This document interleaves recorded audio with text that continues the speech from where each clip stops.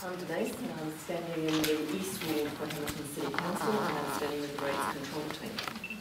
Before I start, I'd like to thank a good number of you today because a lot of you here work in community organisations that actually do a great deal of work in our community.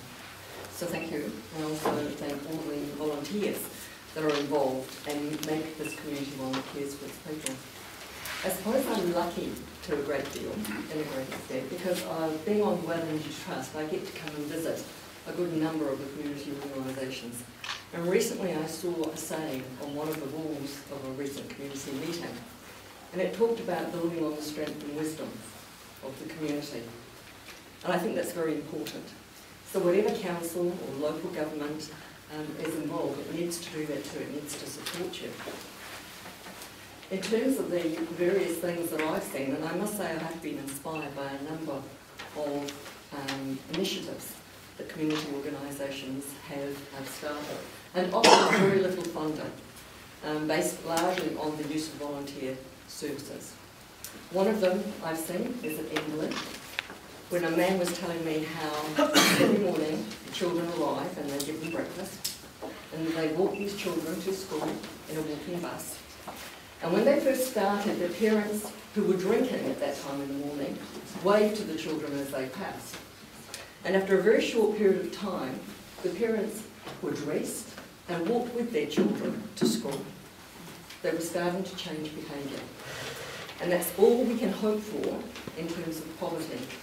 We change people's behaviour, we change people's sense of self-worth and give them a direction that they can actually help themselves, rather than, as Mark said, feeling isolated and alone. That same community organisation would pick the children up after school, having provided them with lunch so that they ate while they were at school, and took them back to the community centre where they helped them with their homework and gave them afternoon tea. And before they went home, they often gave them dinner. And sometimes they took them home to parents who were drinking. So my point in saying that is that it gave those children an opportunity to see that there was something else outside of their immediate sphere of life, and perhaps gave them an opportunity to strive for something different to what their parents gave them. Another one that I have seen that I have experienced and I think is an excellent model is in terms of the, excuse me, I just need to look at my notes.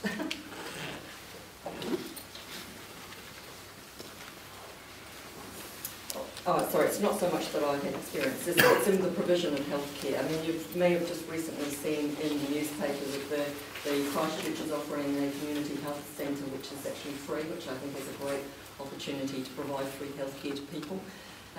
In many ways, you know, poverty... Thank you. It's because we don't have grief counsellors